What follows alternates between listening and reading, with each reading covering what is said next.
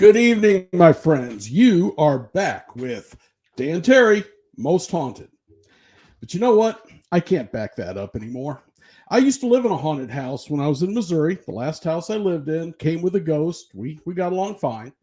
Been in haunted places all over the country. I mean, from the East Coast to, I guess, New Mexico and Arizona. Now went to Tombstone and did some haunted stuff there.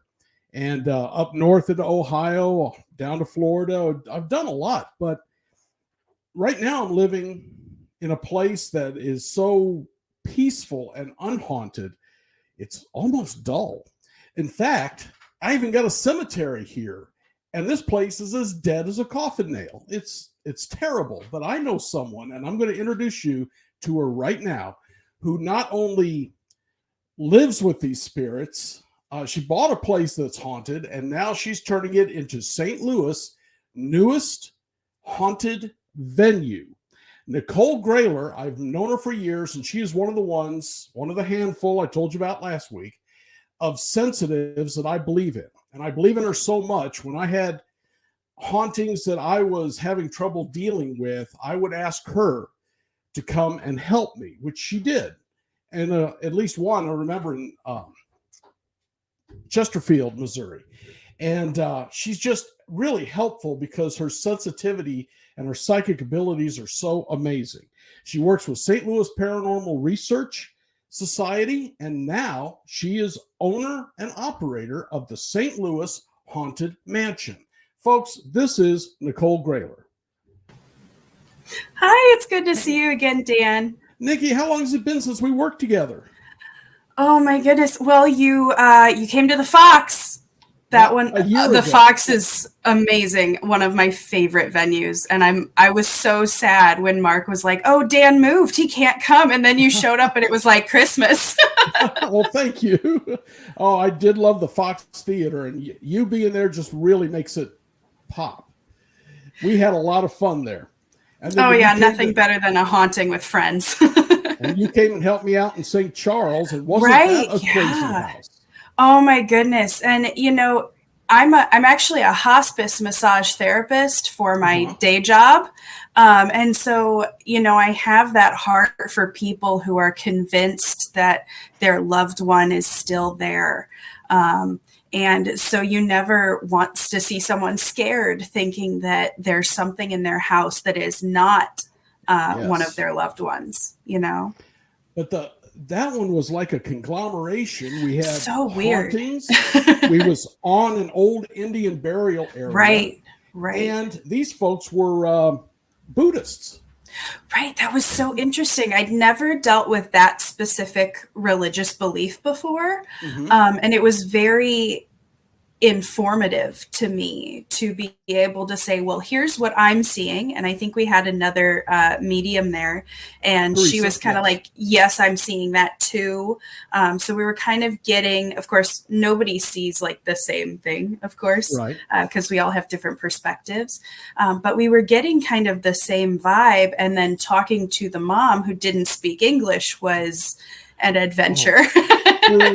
Through two interpreters. Right. Yes. Her nephew spoke English. Her brother spoke some English. Right. The boy would tell the man to tell his sister what was going on. Right.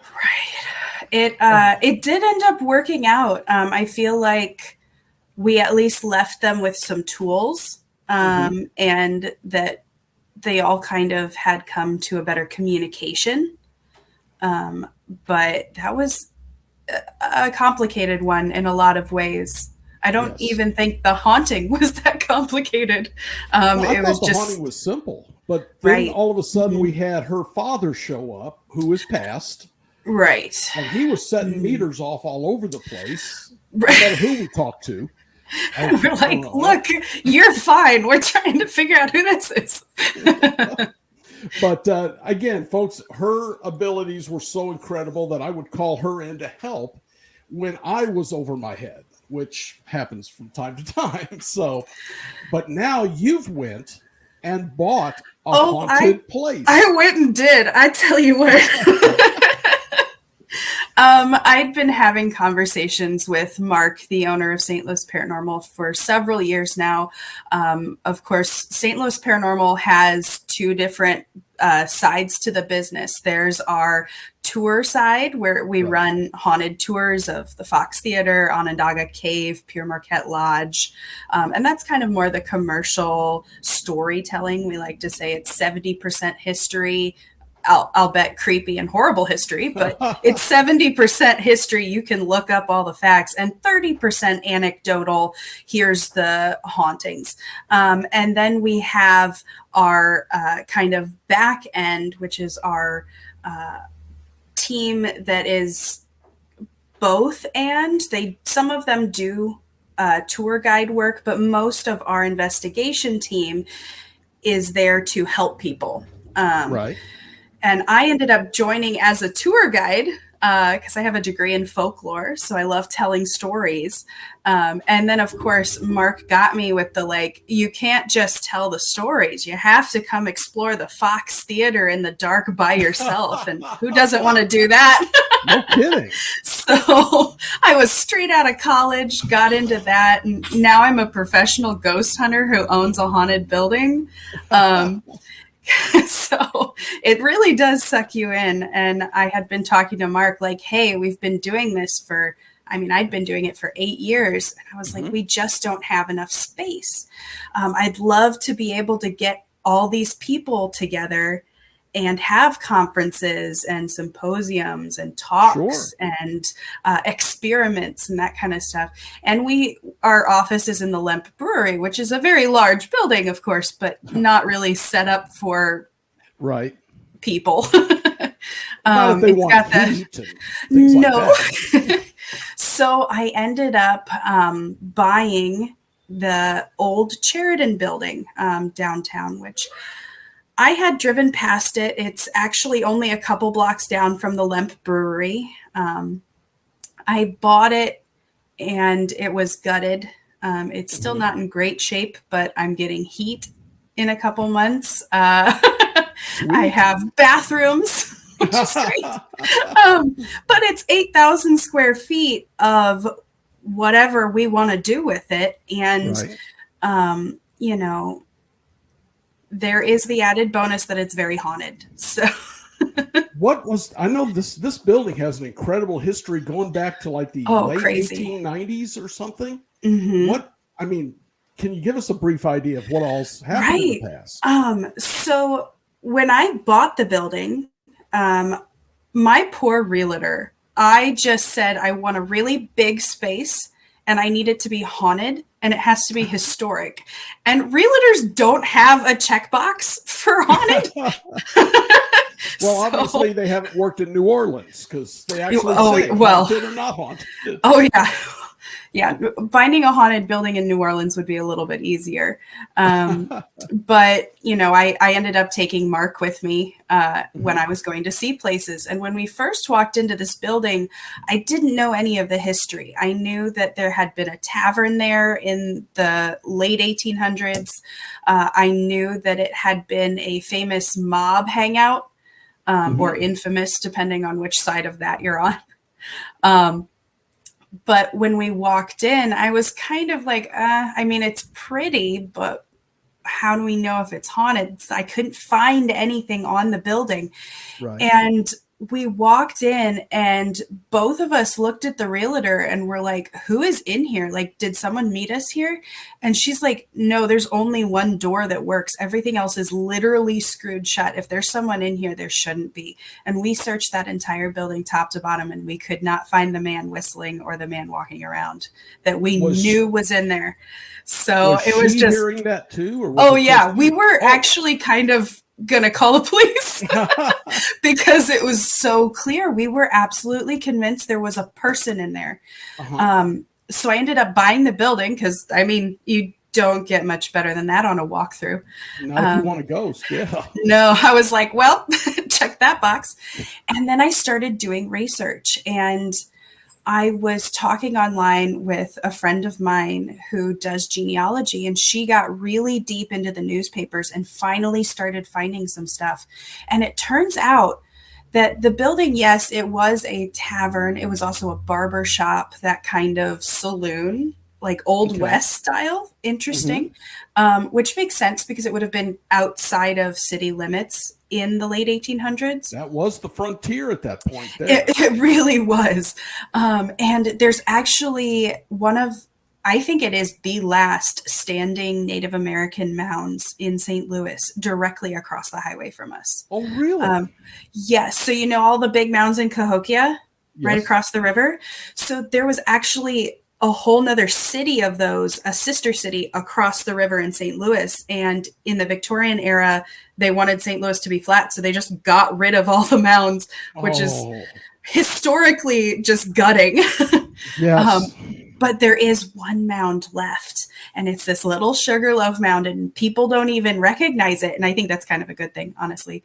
And it's right across the street from my building. And so I was like, oh, that's really cool. And so, of course, now we're like, okay, well, there must have been people here for a very long time. So there's that history to contend with. And then I was Yes. finally finding stuff about the mob, because, of course, there's not a whole lot because they tried to Yes. stay off the radar. Yes. So print they was owned the very difficult to newspapers. find. Exactly. And actually, they were good friends with the police in St. Louis, too. So that didn't help a whole Yes. lot either. I found a lot of articles, and I sent you a whole bunch of them. They're very Right. interesting to read between the lines on. Yes. And so it sounds like the building itself was owned in the turn of the century by a family named Wayland. And Waylands were a family in St. Louis. You would know their name, to a point where I even found articles of one of the Wayland brothers having an accident on a hunting trip and accidentally shooting his friend that he was hunting with. And everybody, you know, and everyone just kind of went, oh, bummer. That's so upsetting. And went back to what they were doing. And so it's a very interesting family. And the more I got into it, the more I was finding, robbed at Razor Point. Right. And then the money was missing, but they declined to press charges, which was interesting. And I'm like, oh, that poor man who stole that money, like they didn't press charges because there was probably something worse about to happen. Another hunting trip. Right. Just, you know, we could go hunting. It's fine, bro. And I know this place out in the bayou. Just walk in front of me. So, and then I was finding some interesting articles about just weird deaths of like, and then this regular fell down the stairs and was transported to City Hospital and his whole top of his head was gone. And I'm like, he fell down what? Okay. And so they owned that building and ended up combining the tavern and the next door adjoining house into one big entertaining space, it's a huge building. It's really cool. Okay. And there's lots of weird little hidey holes where I'm like, that angle just doesn't make sense. There's got to be more building there that I just can't find. But I don't really want to go knocking down walls until I have, hot water. So I think they're the family that founded this interesting haunting just because of all of the question marks at the end of every single article I found. Right. Where those question marks have to go somewhere. Somebody's still there, you know?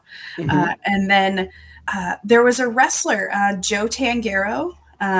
He used to do wrestling at the Chase in like the late 50s, 60s, 70s, 80s. I'm not sure people who aren't from the area would know how big wrestling at the Chase was. Right. This was the premier wrestling spot of the country. I mean, there was Madison Square Garden and the Chase, and those two were on TV constantly. Right. Well, and I have met several people who live at the Chase, and the Chase is haunted too, which is fun. I'd love to get in there. Right. So I was talking to one of the older gentlemen in the neighborhood, and he said, "Oh yeah, we just avoided the place. There was people in and out all the time. Even when the place was closed, you could call in and order. And the joke was you could order anything because they shipped up from New Orleans. Well, that is a sister city of St. Louis. So it is. They were famous for frog legs, actually. A delicacy I refuse to try. That's just me. Yeah, I was like, I don't think they made all that money on frog legs. Just gonna put that out there. And I actually ended up I was painting the green plywood on the outside of the building. And that took me a while. And this gentleman pulled up in a car and just like came over the curb. And I'm like, oh no, here we go. And he got out and he was like, young lady, I just wanted to tell you how much fun I used to have at this place. And I'm like, oh, okay. This could go multiple directions. And he turns out he was a retired police officer from the era of when it was Tangeros. And he said, oh, yeah, we went in. We just didn't ask questions and we got free food. It was great. We weren't allowed upstairs or downstairs. And I'm like, you are telling me a whole lot, sir. And then, of course, he's retired. What are they going to do? He's retired. He doesn't care. And he was just reminiscing about the good old days. And I'm Nicole? like, well, can you hear me okay? Can you hear me all right? Oh, I think you've frozen a little bit. I hope that's not me. Oh, there you are. You froze for a second. Okay. Yeah, I don't know what happened. We might have lost a little signal. I did too. So it was both of us. Okay. Your ghost is really acting up. Or Cujo, whatever it was. It could be. No, so I was talking to him and, I'm there by myself in South City. So I didn't really feel like standing on the corner and talking to a gentleman. So I said, do you want to come see the inside? It's gutted. And then he was telling me stories about, we used to get calls about people falling down the stairs here all the time. And I was like, the stairs are super steep. I almost fell down the stairs earlier because they're just crazy trying to get into the basement. He looked at me sideways like I was just like off my head. And he goes, honey, they weren't falling down the stairs. I was just taking him at his word. I thought he meant they were falling down the stairs. But no, apparently it was well known that people would disappear. And it turns out one of the reasons people were disappearing is because the basement was actually a butcher shop that was owned by the mob. So they were falling down the stars and just not coming back up the stairs. I guess easy cleanup. Well, I'd be afraid of the pizza now. Yeah, well, it was frog's legs. Okay. Yeah, I do still have these two huge built-in fire like roaster ovens. They had this in the wall, like you could fit like 4 or 5 people in there if you tried. Wow. But supposedly for barbecue. Well, yeah, it's popular. I'm sure it was really good barbecue. So in the 70s, apparently also it got hit by the police for gambling 3 times. Yes. So there was a lot going on in St. Louis with the mafia. The old families were going through quite a upheaval.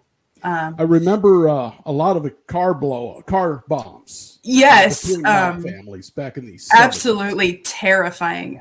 There are still friends of mine that say, "Oh, I'm friends with so and so. Her dad got blown up, but we don't talk about it because he deserved it." And I'm like, "Well, that's a thing to say." And so there's still echoes around. So people always ask me, "Well, which family owned it?" And I'm like, why would I ever say anything? No, that's not important. It's I can tell you the mob owned it and here's some things that happened and we don't need to talk about which one. And so as I was doing research, I was finding some weird stuff about just not sure what was happening in the 60s, 70s, and 80s when it was Tangueros, because people were saying that there was a multi-level marketing scheme going on, which didn't really Police make were sense. involved in a pyramid scam. That's right. I saw that. You sent it to me, I believe. I found that article and I was doing some research on it. And so I finally figured out what it was, because of course we don't do this anymore. But gambling was illegal. But you could be part of a social club that did like poker nights, right? Because that's not illegal. And as long as it's not for like real money and it's just your friends and you've got a membership. Well, so the mob was doing these under the table gambling clubs where you had to pay money to be a member. And that was kind of your ticket in. And they were such good friends with the police that the community and actually the feds ended up putting a whole lot of pressure on the St. Louis police office to clean house.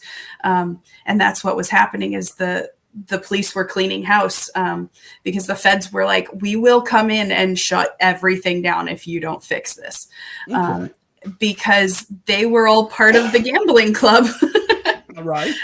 So it's, and that is a great way to run an illegal gambling club, is all your friends are police officers who also come to the club. So it specifically said, the chief was saying, none of my men will be involved in a pyramid scheme. Which it was hilarious, because it literally says that they were so confident they were actually selling memberships in police headquarters in full view of everybody. Which says something about police. Yeah. I was like, well, so, it was interesting looking at articles and being able to say, okay, so the activity that I'm having in the building, how do I tie that to events that I can only speculate happened? Because of course it's not all written down. So usually with a haunting, you can go, okay, well, we know so-and-so died here, or we can find the records of some traumatic event or something like that. And so I'm kind of going off of everything backwards, where I go, okay, so I'm having this activity.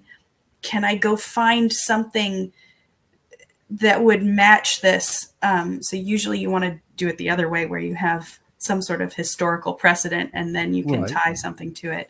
It's a very different mode of investigation than I'm used to. It is. I'm thinking I'm going to have to invite a lot more groups in to do investigations, simply because I need as much evidence as I can get, because I just can't figure out from documents, because there's no documents. I can't even find a blueprint of the place. I've been to City Hall and they're like, we show there's a building and here's the outline of the building. We don't have anything. I know something was taken away, so they couldn't find. I'm sure it was filed at some point, but someone removed it. There's hollow spots in the wall downstairs, so there's that. So you gotta tear those walls down. Got to see what's in there. I really want to see what's in here. Here's the problem, though. So murder doesn't have a statute of limitations, right? So and if the building's from 1900 or a little bit before, that means it's only about 100 and so years old. So if I find something, then it's a crime scene and I can't renovate. Good point. So Good point. I don't want to go looking for something until I have the renovation done. Good point. So you've got this haunted place. What made you decide you're going to turn this into a very expensive way to turn this into a haunted place, to a venue? Right. So I think that there is a huge market for event spaces that are catered towards niche groups.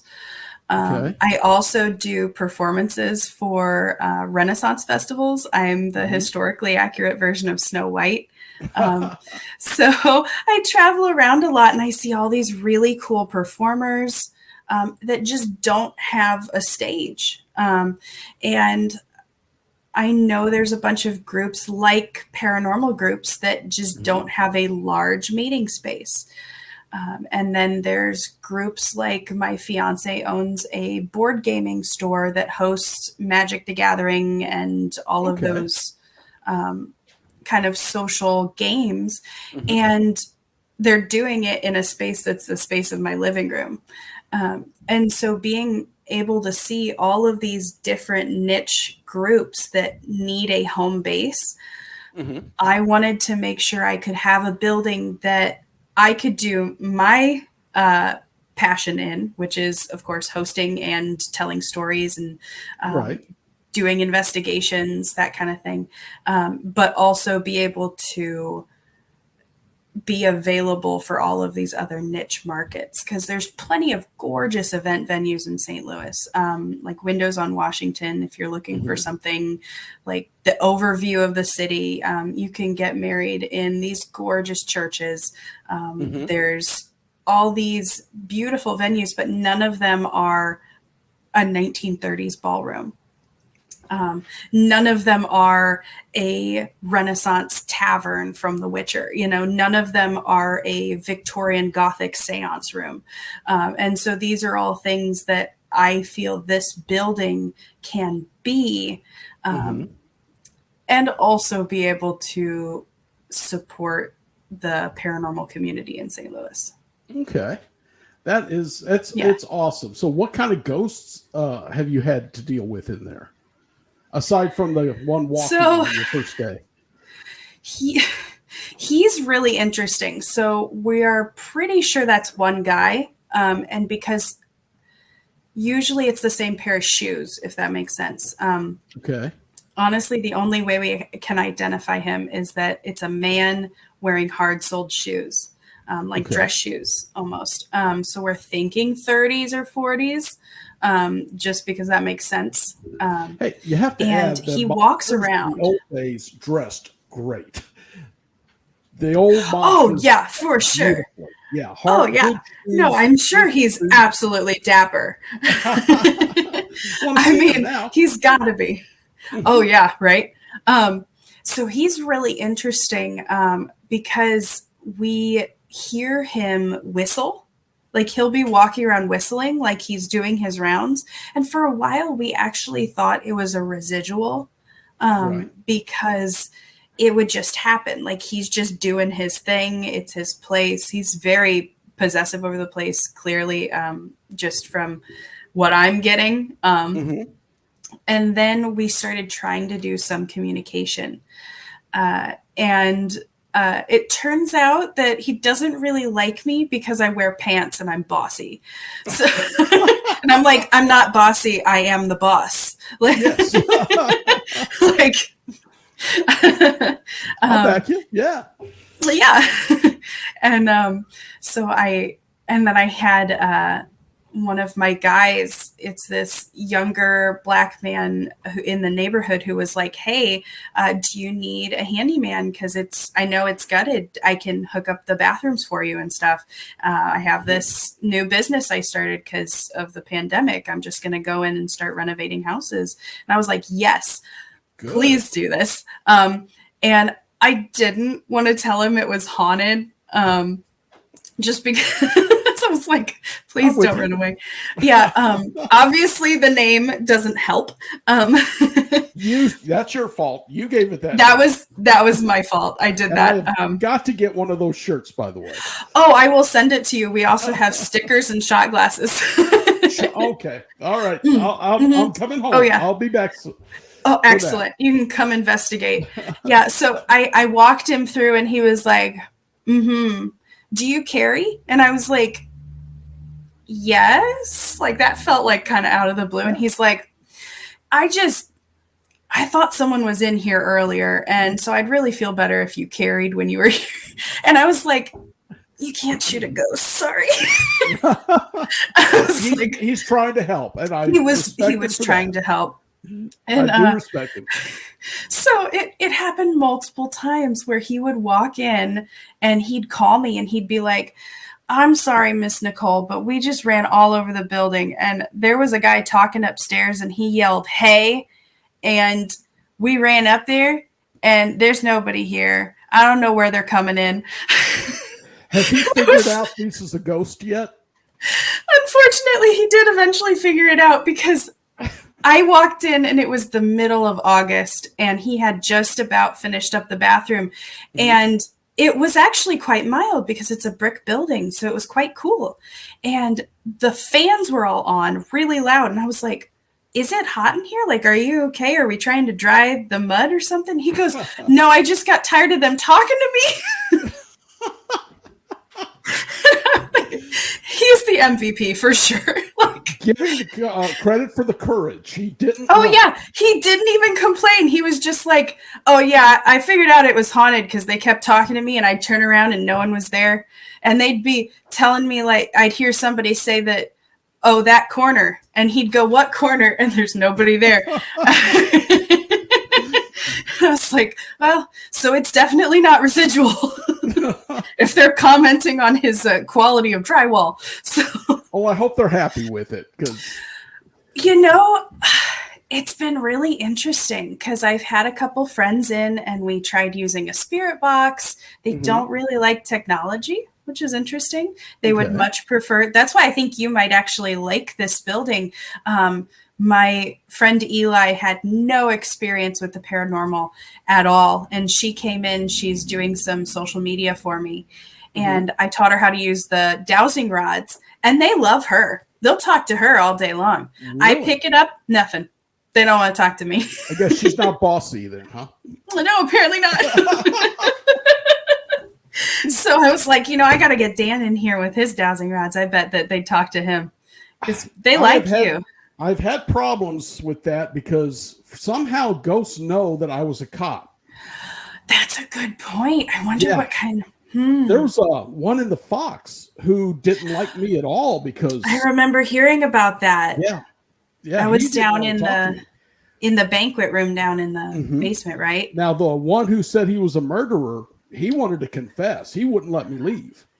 That's so interesting. Just sat back there, according to the sensitive I was working with, said he just sat there and stared daggers at me. So maybe it'll work. We'll give it a try. We'll send you down to the butcher shop, the basement, see what you can stir up. Oh, yeah, I've got to go. I absolutely have to go. It's so interesting. Yeah, that's, again, it's actually becoming kind of an experiment, if you will. It's frustrating to no end because I'm used to going into places like the Lemp or the Fox where they want to talk to you. They have things to say. They're excited that someone's communicating. And I was getting so frustrated because I'm using the dowsing rods and the pendulums, and I brought out a Ouija board and all of these different things. We weren't getting any EVPs. And Eli turns to me and she goes, they're mob. Why would they talk to you? And I'm like, oh. Like, good point. We're trying to talk to people who may have, of course, this is wild speculation. They may have even died because they were talking about things. It's possible. Why would they answer questions about these topics?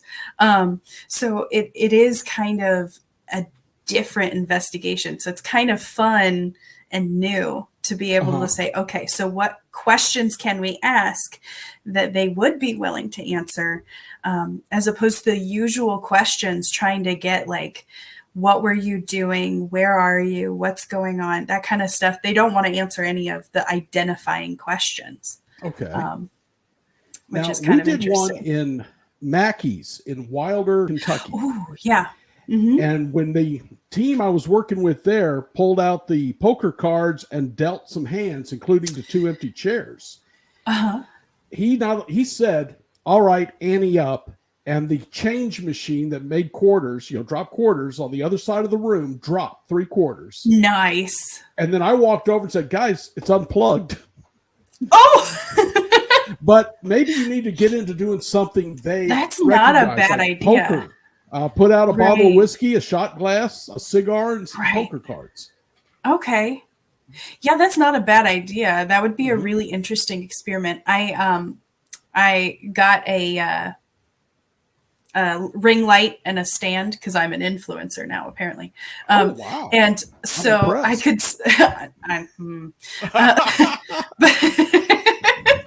but you saw how much trouble I was having trying to figure out how to work my Bluetooth. So I don't know how effective it is, but I do have a TikTok. And so we've been trying to document as much as we can.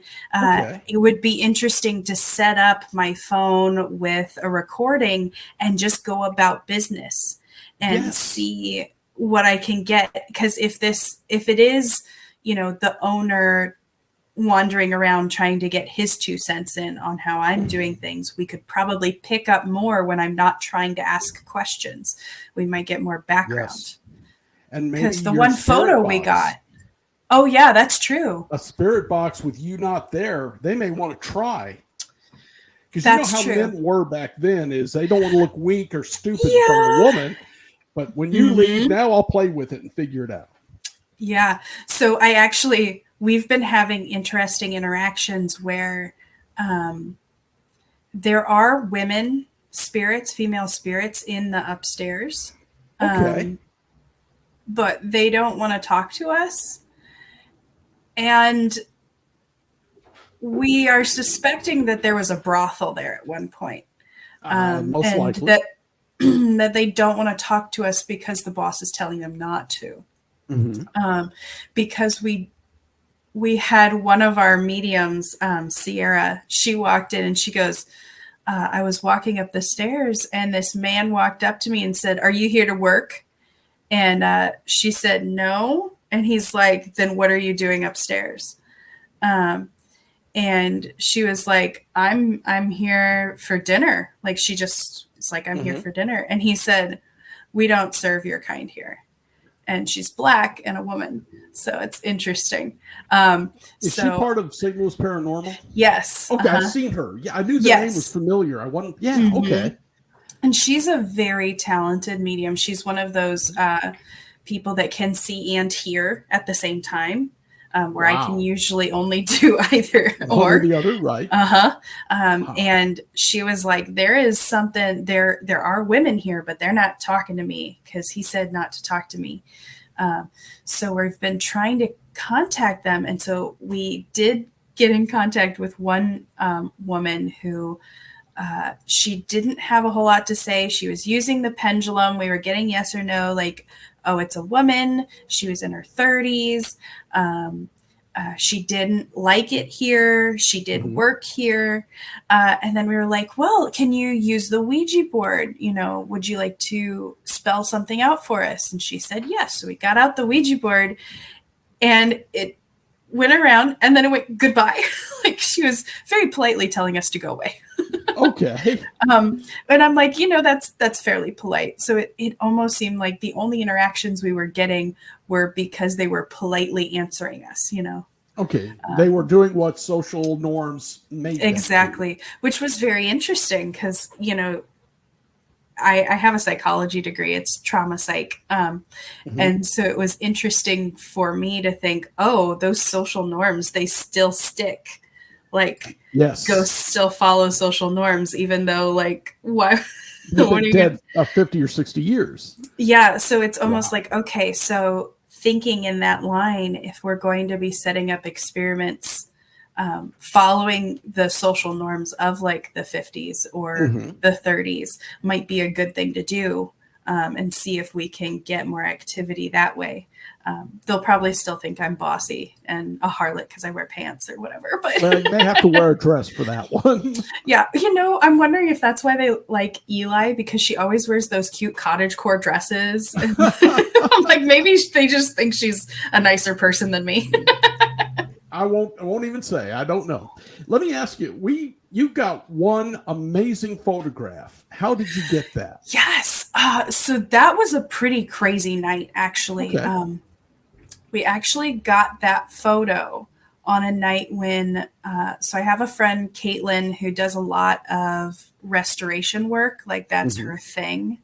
And she came over and she's not super social. So she was like, you guys go do whatever. I'm just going to sit here and get a feel for the building. Cause she was going to build my bar for me, which is far off in the future. But she was like, I just want to get a feel for it, kind of look at what I want to build. And I'm like, okay. So I took everyone else upstairs. It was me and Eli and a couple of our friends. And so we went up the stairs, and she texted me and was like, there was a guy walking up the stairs behind you. And I was like, okay, like, did you see him or did you like see him? You know? Yeah. And she's like, no, babe, I got a picture. And I'm like, oh, finally, because it was the first thing we actually got. And I'm like, honestly, I don't think that he knew she was there. Okay. I think that's why we got the photo, is because she was sitting in the corner quietly, just sitting, and we were the ones talking and going around, and he was following us around like, what are they doing? Why are they in my building? And what was really funny about it is, as she was texting me that, the motion detector went off at the bottom of the stairs. Now, what's irritating about that is I thought the motion detectors were all disconnected because they never went off, ever. Okay. I'd owned the building for a year, going up and down the stairs, drywall up and down the stairs. I banged that thing. I couldn't get it off the wall. I finally got it off the wall like a couple weeks ago. And there's no batteries in it. I don't know why it went off. It only went off when that shadow man went up the stairs. It was a very interesting picture. Race, can you bring up the first photo, the first one we got for this? Yeah, she was sitting in the corner. It's got a corner door. The building does, because if you think of like a corner saloon, originally it probably would have been swinging doors. And she was sitting in that corner looking so she could see the entire room. Okay. And she watched him walk up the stairs. And I thought when she said she got a photo, it would be like a mist, but it's a pretty full-bodied, like you can see the legs going up the stairs. And she whipped her phone out and got the picture.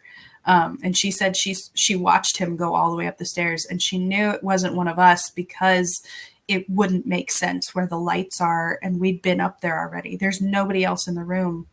Now, to start with, this is the basement. This is the main floor, actually. Main floor. This is the ballroom. This is incredible. I mean, look at that. The way it's built, my giant golf tee. I love it so much. This room is, and then that big circle of blue. Do they all right? So originally they all had neon in them. The only neon left is that blue one. But I will be putting LEDs in the other ones as well, just because it's gorgeous. It is. That will be amazing. Then on the stairway on the left side of the golf tee, there's a shadow walking up it. And that's you can see his left foot going up to the next stair. It's so crazy. Okay, Race, would you give us the next one, please? The closer one. There we go. So yeah, he's got one. His left foot is already on the next step. Right? It almost looks like he's got his arm out, or that he's like reaching for a banister or something. But there was nobody there. That you had already went up, and that is a shadow person. Right. And I tried to make it happen again, but you just can't make that shadow. You'd have to, because the shadow is on the stairs, right? So there'd have to be a person in front of it, which there is not, which is so very weird. Yeah, there's nothing to reflect the shadow on. Exactly. It's very interesting. So I was so happy to have some proof, because everybody's like, I get it. They're all just like, well, these are all stories. I'm like, well, all I have is stories for now, because I don't have any. You just got the place. Yeah. Yeah. Like I don't have any investigations so far. I did have an investigation with, there's a couple that runs haunted maps. I've heard of them. Yes. Yeah. Greg Vine, I think is his name. And they came and did an investigation with me just before I barely had a bathroom. So they were very patient with me. It's always interesting when you're like, well, I have a very haunted building and it looks basically abandoned, but it's definitely haunted. And the paranormal community is really great with not having the best host situation. They're like, no, we'll figure it out. We're here for the ghosts anyway. So the more abandoned looking, the better, honestly. And they came by and we were playing with the SB11 and it was really interesting. They were getting a lot of, because his wife is sensitive and the ghosts did not like her in the basement. She got very creeped out.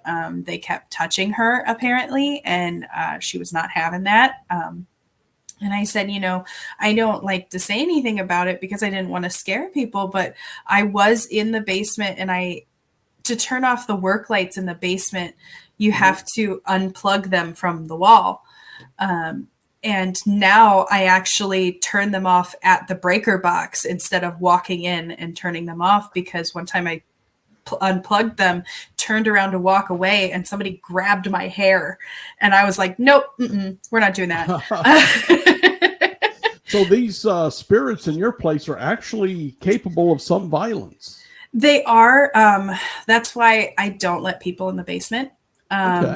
Usually if we're doing a walkthrough, that kind of thing, people have full run of the main level, the lobby, the ballroom. Upstairs, there's a private dining area that will be the tavern. There's our seance room that'll be like the Victorian library. And then there's the green room, which has a odd body-shaped burn in the floor. Nobody wants to talk to us in that room either, which fair. So do you sense someone in that room though? Is there someone there? Oh yeah, there's somebody there. But again, it's one of those, like, they don't want to talk to me. So I feel like the more people I get in to investigate, the more comfortable the active spirits are going to feel with talking. So if I was to tell some of my friends in different groups about you, you'd be... Oh, I would love to host some more investigations. That would be really fun. You need more evidence. I do. Advertise this. So, so what's your plans now? What, aside from getting more groups in, what's your plans with it? So I need to put in some more amenities. Of course, I'm doing this all kind of on my own because with everything going on in the economy, nobody really wants to loan to a new event venue because that seems like a bad move, which fair. But I really believe I really believe in this place though. So we're putting in heat. I have a friend who has generously discounted quite a bit a heating unit, so we can get heat in the ballroom and then upstairs. So that'll be going in the next couple months. And then I'm getting new windows for the front of the building. So we're going to do that. And then we'll get the bathrooms done, and just, square foot by square foot. I had to take off my acrylic nails because I kept breaking them on things. So I'm getting down in there and scrubbing myself. And we're just going to keep building it into whatever that building needs to be to support the community. Do you have a projection date of when you'll be ready to really get a good start? Well, I have to pass occupancy. Good point. And so to pass occupancy, to be officially open to rent for an event, I need to get that second bathroom in. You have to have hot water and heat.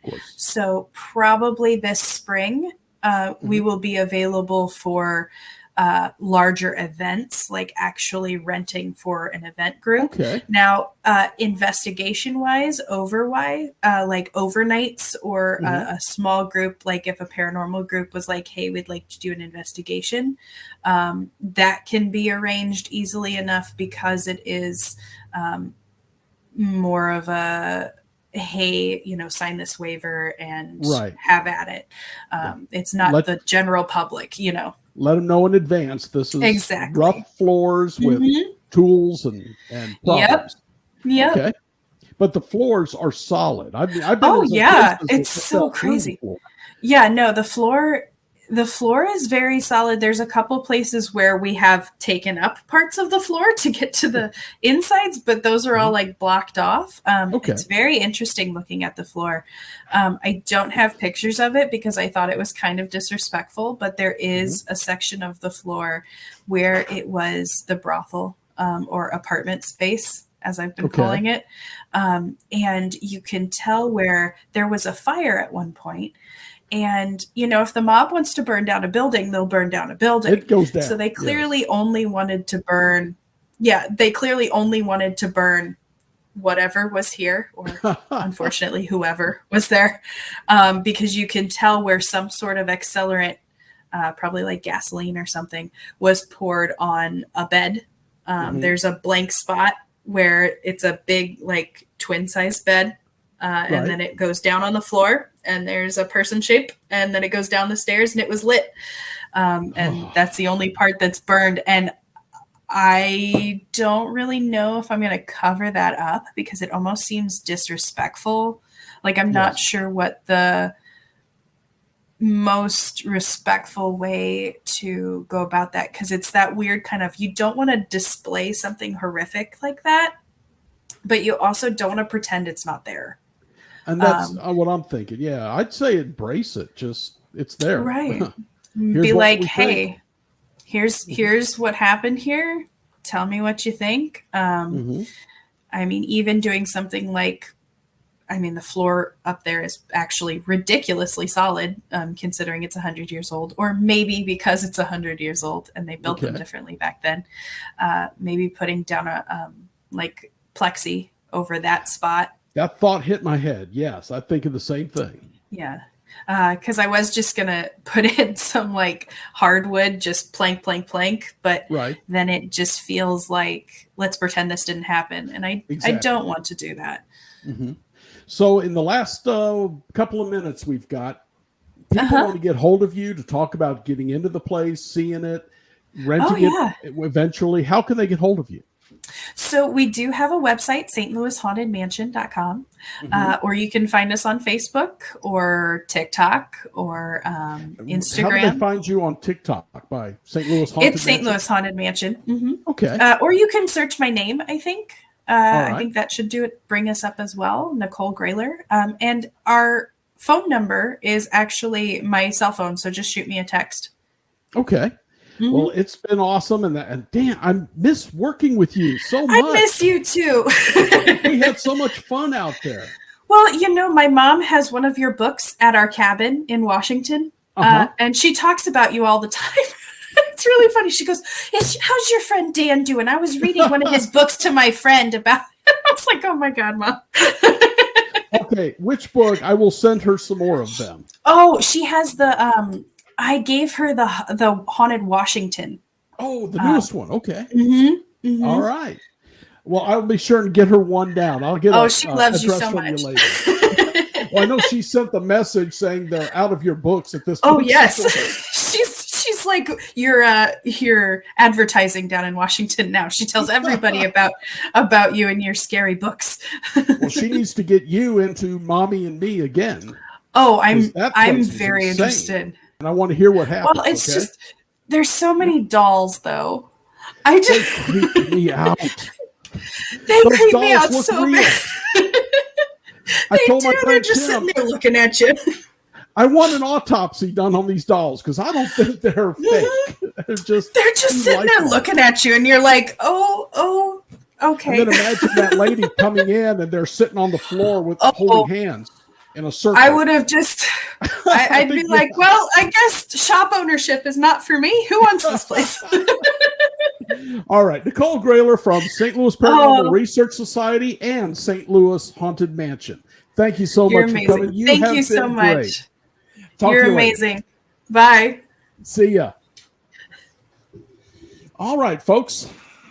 Another show in the books. Thank you all for showing up. And if you're in St. Louis area, Guys, if you are a ghost hunting team, you can get hold of me or her directly. We were running her number, I believe. But we'll try and get you in there because she's looking for more evidence. And for me here, you all stay spooked.